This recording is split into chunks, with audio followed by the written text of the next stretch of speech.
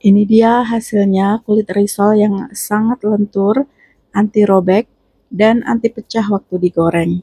Meskipun saya kuel-kuel begini, tapi hasilnya masih tetap bagus ya. Di sini kita siapkan 250 gram tepung terigu. Ini tips untuk menimbangnya itu setelah kita nyalakan, kita taruh mangkok itu kan ada beban mangkok ya. Piringnya itu kan ada beratnya. Nah, itu kita ter dulu supaya angkanya kembali ke 0. Baru kita masukkan bahan yang untuk ditimbang.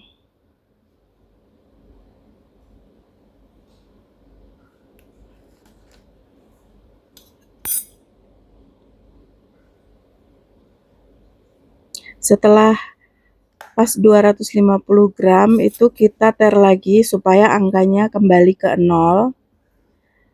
Baru kita masukkan 65 gram tepung tapioka.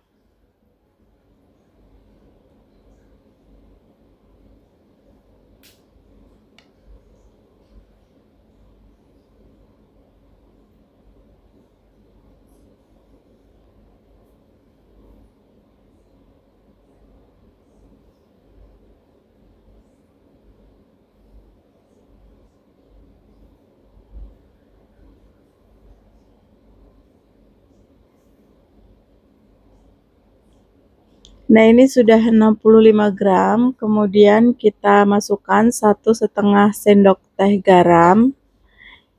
Itu tidak terlihat ya. Kemudian setengah sendok teh micin. Untuk micin yang nggak suka bisa di skip ya bun ya, atau bisa pakai diganti dengan kaldu. Bubuk kaldu maksudnya. Kemudian 1 butir telur. Nah, kita ganti dengan wadah yang baru.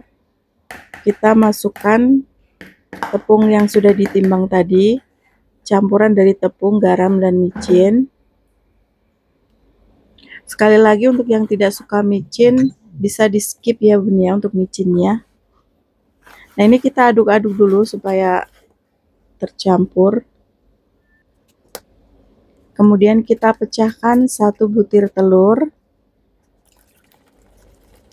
Lalu kita aduk-aduk bersama air. Ini airnya saya pakai 600 ml. Tapi ini saya pakai 500 ml dulu karena ini untuk takaran airnya itu muatnya cuma sampai 500. Nanti terakhir kita tambahkan. Nah, ini udah diaduk, kita tambahkan yang 100 ml lagi. Jadi total airnya itu 600 ml ya. Nah, kemudian kita tambahkan 100 ml minyak. Nah, ini udah pas 100 ml. Kemudian kita tambahkan, aduk-aduk sampai dengan rata.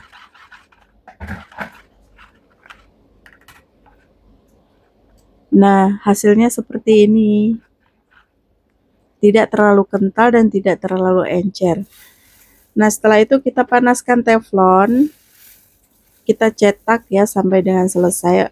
Kalau misalnya mau disaring pun lebih bagus ya, tapi ini saya tidak saring. Saya langsung cetak begitu aja. Nah, ini hasilnya semua. Ini untuk seperempat itu saya bikin jadi sekitar 25 lembar. Ini agak tebel ya, bisa juga jadi 30 lembar ya. Ini untuk bahan isiannya. Ada daun bawang, sosis, dan telur. Ini saya pakai 6 butir telur bebek.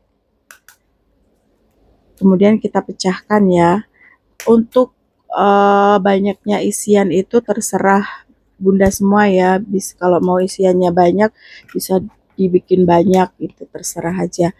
Ini saya pakai 6 butir telur, kemudian saya pakai 11 biji sosis dan sekitar 7 batang daun bawang ya, agak besar ya, seibu jari besarnya.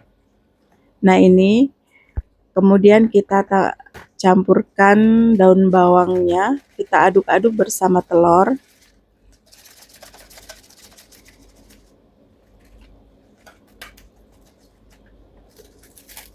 Kemudian saya tambahkan 1 butir penyedap rasa kaldu ya. Untuk bumbunya juga sesuai selera juga menurutku. Ini saya seadanya, bisa ditambahkan dengan lada juga. Atau lebih enak bisa ditambahkan dengan bubuk kari ya. Nah, ini saya tambahkan 1 butir telur lagi ya, supaya nanti jadinya itu lebih banyak.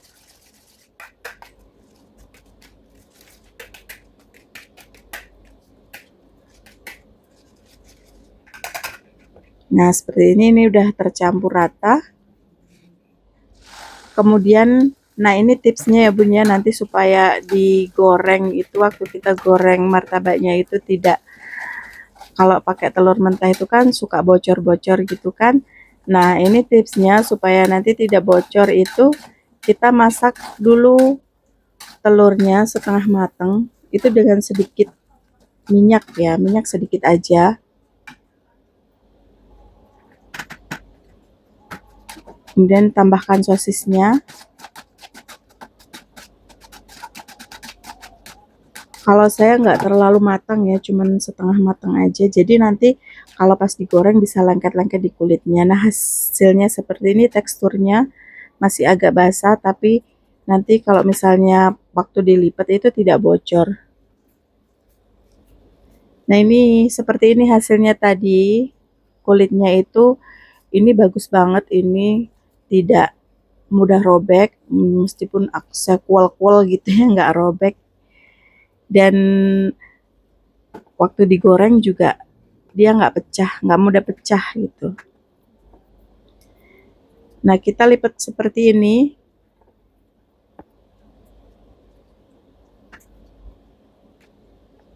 Kalau misalnya untuk lebih apa namanya, kencengnya, bisa dilem pakai, kita sisihkan sedikit adonan itu buat ngelem bisa juga ya. Tapi ini saya nggak perlu lem, saya tutup begitu aja. Nanti digoreng pun dia tidak akan pecah ya. Nah, ini hasilnya semua. Nah, ini juga sisa ya. Ini kalau kita telurnya tadi dimasak dulu, setelah kita lipat ini kan nggak bocor ya. Seperti ini, bagus hasilnya. Itu tipsnya ya Bun ya.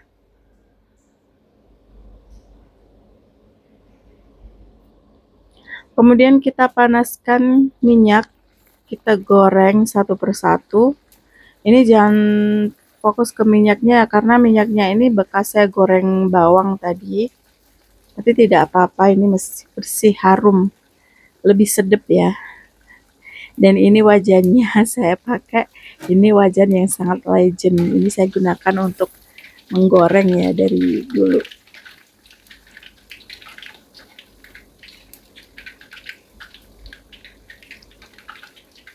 Nah, ini tidak bocor kan Bun, ini.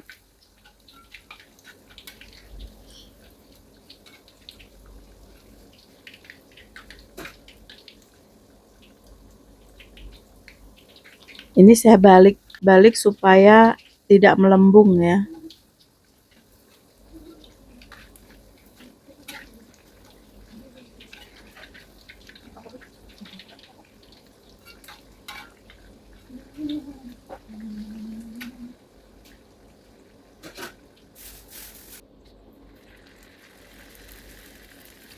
Oke, kita goreng sampai dengan selesai.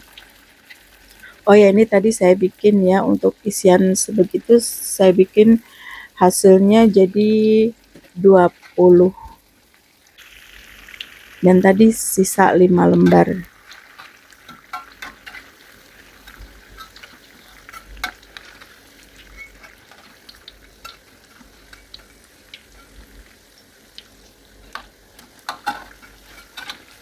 Nah, ini tidak bocor ya. Jadi mungkin seperti itu ya. Bukan mungkin ya, pasti seperti itu. Buat isiannya itu digoreng dulu telurnya setengah matang.